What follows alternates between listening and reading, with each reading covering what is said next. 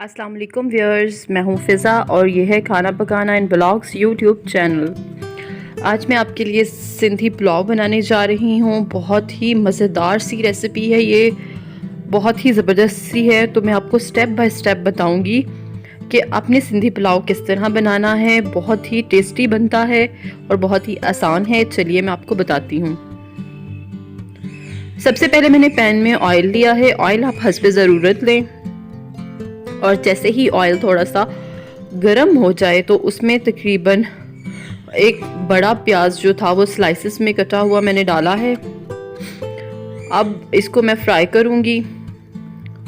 इसको इतना फ्राई करना है कि ये गोल्डन ब्राउन सा हो जाए और इसे साथ साथ हिलाते रहें ताकि प्याज जले ना और इस तरह से इस कलर में आराम से आ जाए ये। अच्छा, अब क्या करना है, अब प्याज को फ्राई करने के बाद इसमें चिकन डालना है। अच्छा, इन चावलों में आप चिकन को जितना ज़्यादा फ्राई करेंगे उतना ही ज़्यादा आपका टेस्टी जो है वो पुलाव बनेगा। अब प्याज के साथ इसे आपने थोड़ी देर फ्राई करना है कि जो चिकन है उसका कलर जो है वो चेंज हो जाए। और इसके साथ ही इसमें थोड़ा सा नमक हस्बे ज़ायका आप शामिल कर दें ताकि जब नमक में ये चिकन फ्राई होगा स्टार्ट से ही तो इसमें इसका टेस्ट बहुत अच्छा आएगा।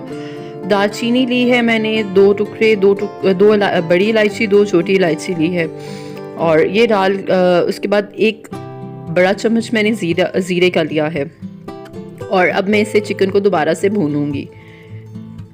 पहले प्याज के साथ इसे थोड़ा सा भूनना था, फिर ये गरम मसाले के जो कुछ चीज़ें डाली हैं उसके साथ इसे थोड़ा सा भूनना है। तो आपको मैं स्टेप बाय स्टेप बताती जाऊंगी कि आपने क्या करना है। अब इसमें दही डालना है। दही जो है वो फेंट के डालिएगा। फेंट के जब दही डाला जाए तो उसकी जो लुक है वो अच्छी आती है, नहीं तो दही फटा फटा अजीब सा लगता है। और दही के साथ से 4-5 मिनट अच्छे से भूनने के बाद बाकी स्पाइसेस, लाल कुटी हुई मिर्च 1 छोटी चम्मच, 2 छोटी चम्मच डाली है मैंने और धनिया पाउडर 1 छोटा चम्मच, नमक और जो मिर्च है वो आप अपने हिसाब से डालें। गरम मसाला आधा चम्मच डाला है मैंने और ये अब मैं इसे दोबारा से थोड़ी देर फिर भूनूंगी इन स्पाइसेस में।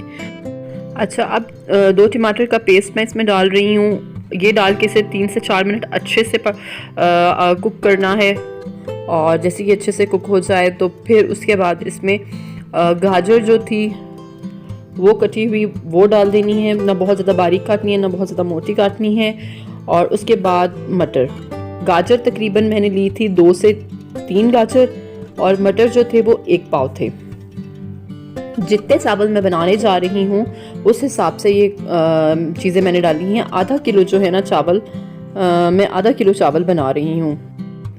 और अब इसको अच्छे से मैंने 3 से 4 मिनट गाजरों को भी भून लिया है, थोड़ा सा दम लगा दिया और जैसे ही चिकन का अपना पानी ख़त्म होगा फिर इसमें क्या करना है, चावलों के हिसाब से पानी डालना है। मैंने तकरीबन आधा किलो चावल लिए थे जो कि एक बड़ा ग्लास जो है वो मेरा बन रहा था, तो मैं उस क्वांटिटी को डबल कर दूंगी 2 ग्लास और उसके ऊपर थोड़ा सा पानी, ताकि जो गाजर और मटर में थोड़ी सी कसर है ना वो गल जाएं और पानी जो है वो ख़त्म होके 2 ग्लास रह जाए।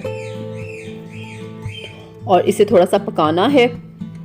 इसके पकते पकते में ही गाजर और मटर गल जाएंगे। चिकन तो हमारा ऑलरेडी जो है वो तकरीबन गल चुका है और इसे थोड़ी देर के लिए मैं रख दूंगी अब ढक के।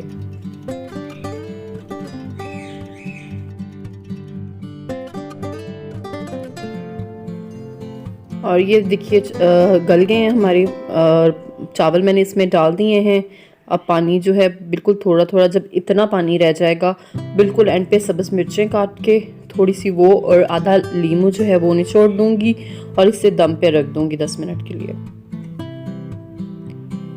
ये देखिए व्यूअर्स 10 मिनट हो गए हैं और जो मेरे चावल हैं वो तैयार है। तो आप अपने मेहमानों के आने पे कुछ डिफरेंट सा, कुछ मज़े का ट्राई करें इस दफ़ा। ये सिंधी पुलाव बहुत ही टेस्टी बनता है, चिकन का भी टेस्ट, वेजिटेबल का भी टेस्ट। तो जो वेजिटेबल लवर हैं उनके लिए भी अच्छा है, जो चिकन लवर हैं उनके लिए भी ये बहुत अच्छा है।